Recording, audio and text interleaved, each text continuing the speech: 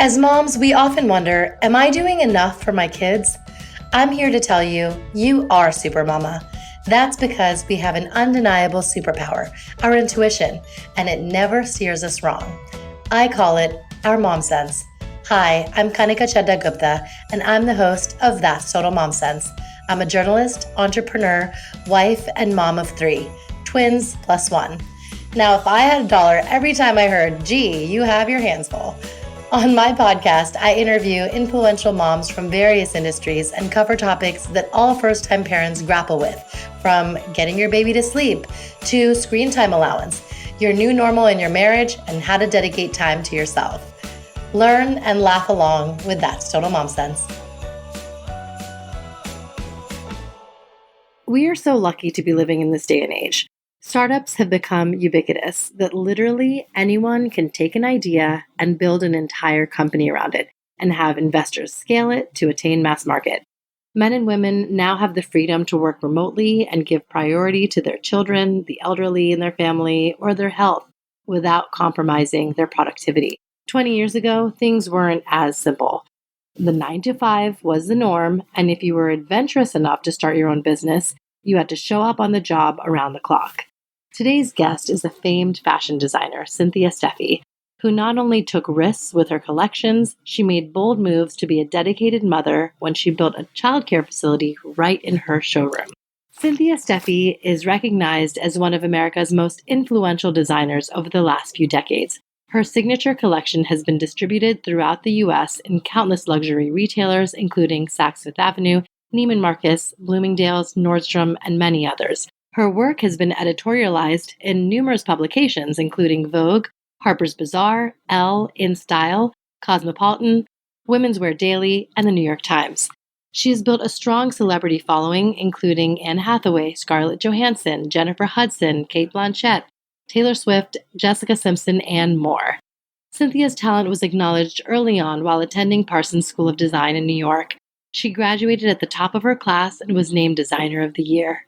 Cynthia's initial experience on 7th Ave came during a 3-year tenure as a member of Donna Karan's design team. The Cynthia Steffe collection debuted a few years later and grew to become an anchor brand in the contemporary department of luxury specialty and department stores throughout the country and internationally. After 17 years, at the peak of its success, the brand was sold to a large, publicly traded company. Since leaving her namesake brand, Cynthia has consulted for a variety of international and American companies looking to elevate their product offerings and merchandising plans. She has been instrumental in the launch of new brands, reinvigorating existing brands, and developed unique product for private label collections. Her clients have included designer startups, large specialty chains, department stores, and big box retailers. During the past 3 years, she's served exclusively as creative director of a large multinational apparel manufacturer, with particular emphasis on developing new brands for Target. So, Cynthia, it is a pleasure to have you on my show today. Oh, it's great to be here. Thanks for having me. Absolutely. Okay, so let's start from the very beginning. You grew up in Iowa. Yes. Tell us about your childhood. Well, I was born in Sioux City, Iowa, and grew up in a small rural town about 35 miles from there. And I was second in line of 5 girls. So there was a lot of clothes sharing and clothes swapping in growing up. I think I knew that I wanted to be a designer before the age of 5. Wow. My favorite thing to do as a young girl was to draw women in fancy ball gowns, and loved working with fabric whenever I could get my hands on scraps that fell by my mother's sewing machine. My mother loved to sew, and I think she was just such an inspiration to me. One of my favorite childhood memories was going to the fabric store and rifling through patterns and picking out the next project that she was going to work on. Then, of course, that love of fabrics and patterns, I discovered fashion magazines, and I would buy whenever we go to the city. Right. I would buy, a Vogue or Bazaar whenever I could, and I wanted to wear the images that I found on those pages. Sure. So before long, as I grew and I was tall enough for my foot to reach the pedal of her sewing machine, my mother taught me to sew. show, and I was whipping up a few things for myself. I guess I was in junior high school, and there was coverage on the mini, the midi, and the maxi. Okay. And of course, I had to have one of each one. So I chose the fabric, whipped them up, and wore them to school. And I'm sure I looked absolutely ridiculous. And I certainly didn't conform with what others were wearing. But I didn't. In high school, it continued, the sewing and creativity continued, of course. But my family had a lake house that we would spend weekends at. And, designer merchandise you really didn't see in a lot of stores in the area. But there was a beautiful, lovely boutique on the lake that carried designer clothes. And I actually worked there my junior and senior year of high school. The summer of my senior year, the owner pulled me aside and she said, Cynthia, I'm ill. She confided in me that she needed to start chemo treatments and she was going to miss the next market, the buying market. So she said, I love your taste, and would you go to the Dallas Apparel Mart for me and visit my favorite resources and fill in what for the stores. So she created a little shopping list for me and said, go here, go here, go here, and said, pick out what you like the best of their new collections. And so the next thing I know, I was on a plane to Dallas and shopping for her store. Yes. It was amazing. It was such an eye-opener to see the amount of resources that there were in wholesale apparel. I had no idea there were that many companies that ever existed. So it was an incredible experience. And it was actually the first place that I saw my live fashion show. Cool. Was in the Dallas Apparel Mart. Who did you grow up kind of admiring? Because I'm thinking we're in New York now. I'm thinking to the stars on Fashion Ave, that Fashion Hall of Fame, if you will. You see the names, Rudy Gernrich, Bill Blass, Jeffrey Bean. Who did you grow up feeling like, wow? I would say it was Oscar de la Renta. Okay. I was, just fantasizing about the fancy ball gowns and where one would wear them. And it just seemed to be the ultimate in luxury. And I would say it was Oscar de la Renta. That's really amazing. And then you met him. And yes, I did. He was a great, very nice man. So for those who are not in fashion, walk us through how there's a team, an army really, in one fashion house. There's the pattern maker and the buyers, and walk us through a little bit of that. Oh, well, that was an incredible thing too, because working right in the studio, yes, you do need a team of designers, and a collection to be a complete sportswear collection, you need quite a few categories. There are the sweaters, there are cut and sew knits, there are woven tops, skirts, pants, bottoms, jackets, coats, dresses, a complete wardrobe basically in a collection to be launched several times a year. Right. And the design studio was right off of the workroom, and the workroom was filled with pattern makers where the sketches were given to the pattern makers, and the pattern makers would look at those sketches and read proportion.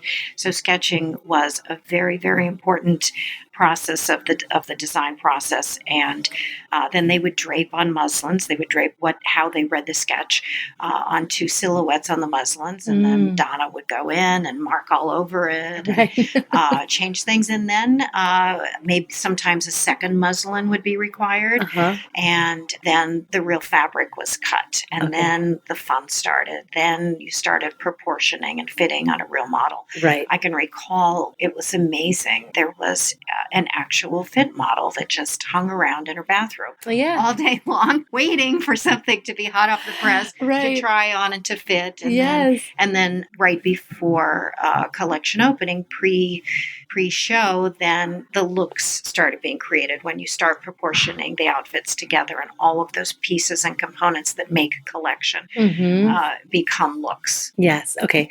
And you've got samples too, right? There's the fit sample, the top of production, right? Yes, and after the show, then the collection is broken down. A lot of things that walk down the runway. Unfortunately, some of those items are what we would call editorial items, and the magazines love to show them, but they were at the time special order only. But when Right. the stores would come in to buy, they would be very careful about what they would actually buy. So once you had to read from the stores and what the styles the accounts wanted to buy, then the production process would begin.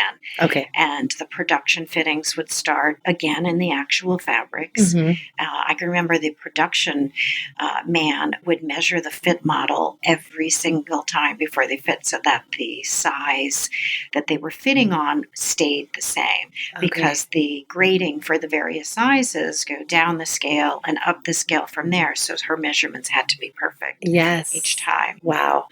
And now walk us through when you decided to go off on your own and launch your own collection. Well, I didn't do it directly from Donna. I was approached while I was working for Donna. I was approached by another industry icon, this time from the executive level. Mm-hmm. He was very well known in the industry, and anything that Irving did touch, anything he touched turned to gold. Mm-hmm. And he approached me. He was looking for, a young designer, and he was opening a new company and asked me to design the collection. And it was just an amazing opportunity because he promised to put my name on the label, and it would be in all of the written material, the catalogs, ads, and articles, etc. So I, of course, took the job, Mm-hmm. and I, for 5 years then, designed and learned under Irving. The collection was called Spitalnik by Cynthia Steffe. It was Irving's last name. Uh-huh. And it was a dress for success company in the late 80s. Oh, I love it. And that's where I learned even more. Now, I want to bring it back to your husband, Rick. Tell us how you met first. I met Rick the first semester that I was in New York at a Christmas party, and he walked me home and asked me out after that, but I was always too busy. I was like, I have too much work to do. Well, you have to eat. Yeah. So he would show up with dinner, or he said, we'll only take an hour. Let's just go out. We'll have a quick bite and go back. And he was working in the industry, had a lot of knowledge about what I was going through and what I was taking. So he was very, very supportive of that from the very beginning. Wow. That's an ideal partnership. Tears. I'm tearing up. It's so sweet. It's so sweet. When did you decide to kind of team up and then start your brand together? It was shortly after we were married. We got married when I was still at Spitalnik, but Mm-hmm. while I was there, we felt it was time we'd love to give it a shot on our own. Sure. So, we joke about it because, in the late 80s, he was running an apparel company. He was the president of Alexander Julian, Mm-hmm. and also ran the studio division for Calvin Klein. But when we went into business for ourselves, we had made all of this money for other people. Yeah. But when it came time, to open business for ourselves, the stock market crashed that year. Okay, yeah. So the beginning was really, really difficult. Mm-hmm. We had orders from every store imaginable, but we couldn't ship many of them because they didn't pass credit. And the factory said, you can't ship. You have to ship this at your own risk. Yes. The stores were just turned upside down. Many of them were closing, and the retailers, they were consolidating and buying each other and Mm-hmm. closing doors. So the first few years were very, very lean. Mm-hmm. We didn't have the money in our budget to hire the staff that we needed. So adding staff is great if you can afford it, and when you start to make profits. But in the beginning, the more work you do yourself, not only will you learn by it, but you'll develop very, very good habits that you'll expect for the employees once you do hire them. Right. And you can train them properly in the way that works best for you. Yes. And you believe in wearing many hats, right? You want Every hat everyone. imaginable, yes. And it's fashion, so I love the pun there. That's great. And tell me some of the milestones in this, line that you were in. Well, the first milestone, of course, was opening our company. Yes. And the first year we were in business, Saks Fifth Avenue launched the collection, which was a big deal. Mm-hmm. It's still a big deal. It was great that such an incredible store launched our collection in flagship in New York. We limped through the first half of the decade, but later in the 90s, the chairman of Saks Fifth Avenue, her office called and asked Rick and I to go up to the store to lunch with her. We had never met her. We were doing very well at retail, and we'd met, the staff that works on the executives that work under her, but never Christina Johnson. And so we thought, oh my God, something good is about to happen, hopefully. So, we sat in this big conference room in the store and shared lunch. And she was just lovely and complimentary about how well the collection was doing. And the next thing we knew, we were an all-store buy for Saks. We were in every single store. And Amazing. we were asked, okay, where would you like your shop to be in the contemporary area? So we, just went right to the spot, right at the top of the escalators and said, we want to be here. Yeah, front and center. and we were there for quite a few years after. Yes. That was our pad. And vendors, other designers sort of milled around us, but we were really there for quite some time. Wow. And describe some of the looks, like kind of paint that picture for us. It was interesting. I became known for novelty and attention to detail and quality, of course, and very feminine clothes. I can remember when we first opened our collection, and the first collection actually that was launched by Saks, the divisional came into the showroom, and my personal aesthetic was very, very clean and modern. And she looked at me and she said, Cynthia, I do not need another Calvin Klein. So really the signature happened by demand of what my customers were looking for. And of course, I put my spin on it and the taste level that I loved, and that became our signature. Great. And if you were to describe the collection in a few words and the color palette, could you just tell us about that? I think the Cynthia Steffe collection when I was there was very happy. There was a lot of color. There was a lot of novelty. It was flirtatious at times, definitely very, very feminine, and was a complete sportswear collection. Yes. And if you were to kind of identify who that woman is, who's an ideal Cynthia Steffe woman, who would that be? You know what? There were so many of them.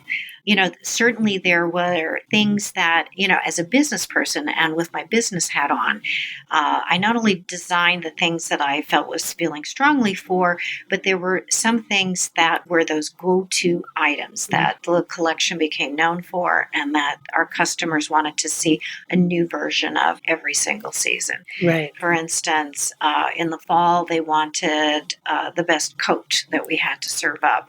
The dresses were always very, very important. But, the skirts were amazing. I can remember, do you remember Katie Couric when she was on the Today Show and she showed her fabulous legs? Yes. Sometimes that flirty skirt, it was a Cynthia Steffe. Yes. And she was great to dress and a lot of fun. I love that. It's just the modern, contemporary working woman. Modern working woman, and also, having those great items for women who weren't working. Our silk blouses and sweaters and things are great with a pair of jeans or, an oversized sweater with a pair of sweatpants. Yes. It really was more of a lifestyle collection. And I think that the main focus within the assortment was that it was ageless. Right. It was really, really important that a mother be able to wear the clothes and a daughter be able to wear the clothes. In fact, Katie was a really good example of that. She was in one of the specialty stores that sold our merchandise, shopping with her daughter Ellie. Okay. And Katie said, "Oh, here's Cynthia's stuff," and Ellie said, "Oh, Mom, you know her?" And so the next thing I know, it was Bat and Bar. She was, I think, 13 at the time. It was the Bat and Bar mitzvah year. So Katie brought Ellie up, and the two of them shopped and were shopping in the showroom. Right. Choosing different things, but certainly the same sensibility was there, and there was a youthful spirit to the clothes. that I think we stood for as a brand. Yes, that's so cool. I love that. I love how you really hit the nail on the head and could dress across generations, you know? So that brings me to when you had your baby and became a mom. Tell us about that journey, and, when it happened and the Well, brand. for so long, the business was our baby while we were Yes. growing it. And I just didn't know how, there just wasn't time for family planning. So when I finally became pregnant, it was amazing. We kept it secret for the first 5 months. Okay. And the only person that I told in the company was my head designer, who had been with me for many, many years. Mm-hmm. And she covered for me when I ducked into my husband's office to take an afternoon cat nap. Right. Because I had to take, very good care of myself. But Yes. I worked, I was pregnant, and I worked up until the day before Ava Oh was my born. goodness. Oh my goodness. And you had shows and market during I those 10 months? I staged 2 fashion shows My while being gosh. pregnant. So everyone was waiting for my daughter to arrive. And during the time that I was pregnant, we were bursting at the seams. The business was really thriving, and we needed more physical space. Mhm. So we took an entire floor in 550. We took a 10,000 square foot space, and as we were working with the architect, we said, we want a nursery. It's a secret, but we want a nursery. And so when he was drawing the plans, he put a small, narrow room between my husband's office and my office, and he marked it conference room, new president's office. Oh my goodness. future president's office. That's what it was. That's And adorable. so we outfitted her nursery with every comfort that she had at home. There was a soft rug to crawl around on, blackout shades, surround sound for soothing music, crib, glider, changing table, chest of drawers, bookshelves. She had everything Just there. Yeah. Another nursery at your place of work. It was fantastic. Yes. I mean, this is just such a novel concept that you pioneered. And I mean, for anyone who's starting their own company or working for a startup, this would just seem like a no-brainer right now. We're in a day and age where we are constantly working. And if you can do it remotely and you have that nursery at home, that's great for you. But if you can't, why not have the nursery come to you? You know what? It truly was amazing. With Ava in the space, when there's a baby around, everybody's happy. Oh my goodness. I mean, we did not have a bad day. It was really hard That's to have so a bad sweet. day because, Ava was in the house. And, I never gave it a second thought, actually. I don't think I had a choice. Right. Okay. The fashion industry is one where it's 24/7, Yeah. and you work very long hours, and you work very hard. And I just couldn't imagine, having a child and not having her there with me. Yeah, exactly. So it was just the only thing to do. Right. I mean, yeah, I think you're definitely setting the stage for and giving, listeners an idea to do something similar. It's really, really cool. It's really important that you have the support staff Of at home course. and at work if you're going to take your child to work. Because, there are times when you cannot be there for every single thing, and you can't give the care every single hour of the day when she's at work with you. But it's great just having her close by. Sure. Tell us about what the journey of motherhood has been, because how old is she now? She's 16. Right. Ava has really been a pretty easy child. I mean, I know parents probably all say that about their kids, that they're great kids, they're really fabulous, but Ava truly is. The first 3 years of her life, she lived with us. She came to work with us every day for the first 3 years of her life, and then she started preschool and kindergarten. And, once she was in school, I was on to other things as well and was no longer with the brand. But this work in my consulting business has taken me out of the country, and there's been a lot of travel. So it has been very important to stay in touch, and Skype and texting and and WhatsApp only goes so far. Yes. So I found that it's really very important whenever I'm away to come back and really schedule before I even get home, to schedule that mommy-daughter time so that we can, shop and have a nice lunch together and maybe go for mani-pedi. It's a great way to reconnect. But Right. she really has developed a great sense of independence all by herself. She's incredible. She's an amazing student, a very, very good student. And she works hard. She works at it. She's incredibly driven and self-motivated. She's a very good manager of her time. And she has creativity, but in other areas than I do. She's amazingly creative. She's an amazing creative writer. And she loves music and is a singer-songwriter. I don't know. She's really meticulous. I try to say, it doesn't have to be perfect. And then I find myself doing the same thing to get it to, the point of where I feel close to perfection as possible. Right. But she really does have a great sense of detail. Yes. And would you say she's daddy's little girl? What is the equation like between her and her dad? When I started the consulting business, Rick became the major caregiver. He is the major home support, and he's been amazing in that respect. So They have a very close bond, but I would say we have an equally close bond. Right. We have impressed upon Ava I think the most important thing for her is to be kind and thoughtful of other people, but to be kind to herself as well, but to always tell the truth and to always be open with us. And she is. Yes, that's brilliant. Tell us some of the other pinch me moments that you've had in your life. I think one of the most amazing experiences was being invited to the White House. Oh, wow. I was at the White House 4 times during my time with my collection. And the first one was, there was a small group of designers that were invited to the White House to launch the CFDA Fashion Targets Breast Cancer Foundation. And I went for that. It was really quite amazing. And then also invited back by the Department of Commerce in Salute to American Design, then again with another handful of designers. So that was really, really great. Yes. And who was in office and who were the first ladies at that time? I went 3 times during the Clinton administration. Okay. And once during the Bush administration. Okay. Wow.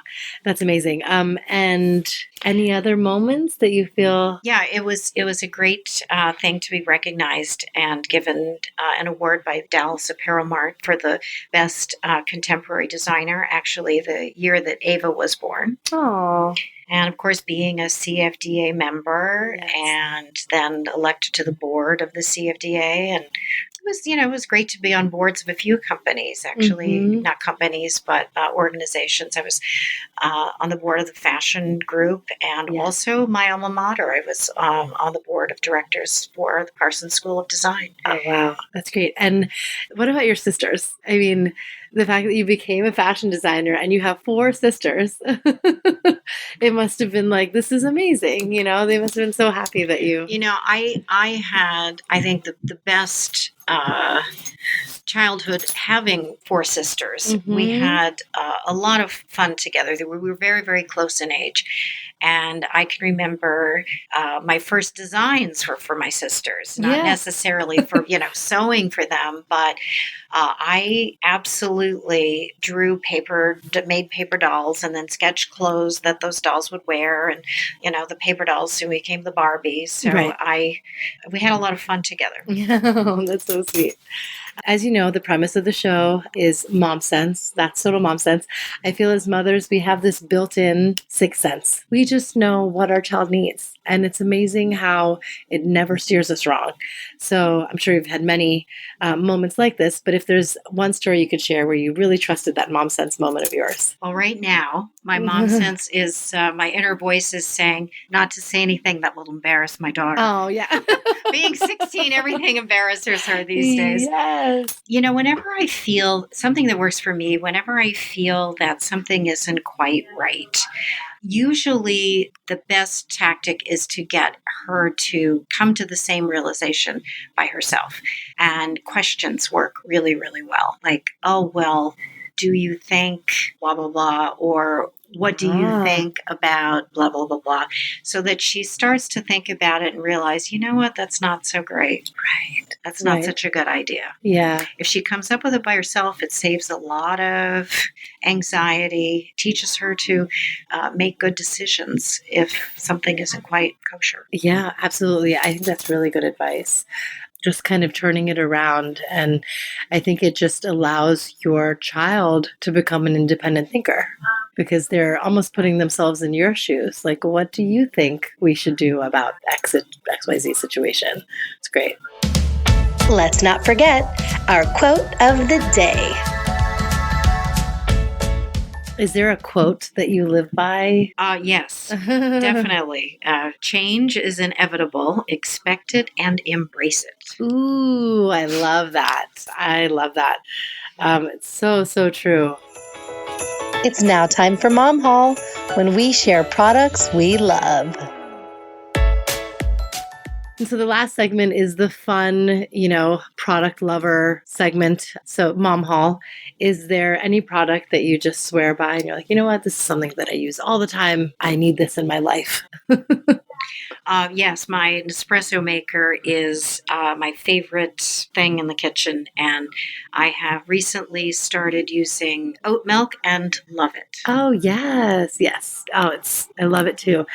And my Mom Haul product is the Essential 8 Kit by Trestique. You must have heard the ad earlier on in this episode. I really love their products because they make makeup application simple again. For like working women or moms on the go, we don't have all the time in the world, and they literally have a crayon, which is like we're coloring again, and an applicator in one. And so if it's a blush, you just swipe it on, and then you have the blush brush on the other end too. And so it just simplifies my whole getting ready process in the morning. I love it. Oh, that sounds great. I'm going to try it. Great. Okay. So, that is a wrap on our chat. Yay. It was Yay. such a joy having you on, sharing your story. You made it so easy. You're very good at what you do. Thank you. As we all know firsthand, it's really hard to strike a work-life balance. And in fact, I try not to use the word balance because that would mean that there's equal parts allocated to work and life. That's something that I learned from author Samantha Edis, who wrote The Pie Life. And I completely believe it. But with Cynthia, had the novel idea of bringing her family, her baby girl, to her place of work. And she had the foresight and, the ability to do that. And so if you do exactly that. I think it was really remarkable that she did this, in the 90s and early 2000s. And now in our startup culture that we live in, so many of us work remotely and we negotiate that into our, like HR plans, that this is how many days a week I need to work remotely because I have, young ones at home. And that's completely valid. So however you can strike that rhythm, if you will, where, you can embrace your work life and your family life and give that priority to your kids, because as mothers, that's, the number one thing we want to do it. You can do it. And Cynthia Steffe is one woman who did. So thank you for being on my show, Cynthia. And for all my listeners out there, make sure you subscribe to the podcast and leave me a review. Go on to Apple or Stitcher or Spotify, Google Podcasts, caches all of my episodes, wherever you listen, and leave that review. It's amazing to hear from you, and I really, really appreciate the support. And as always, follow me on Instagram at KanikaXOXO and write to me. I will write back. My email is that'stotalmomsense@gmail.com. And remember, always trust your mom sense. Stay strong, super mamas. Bye. That's total mom sense.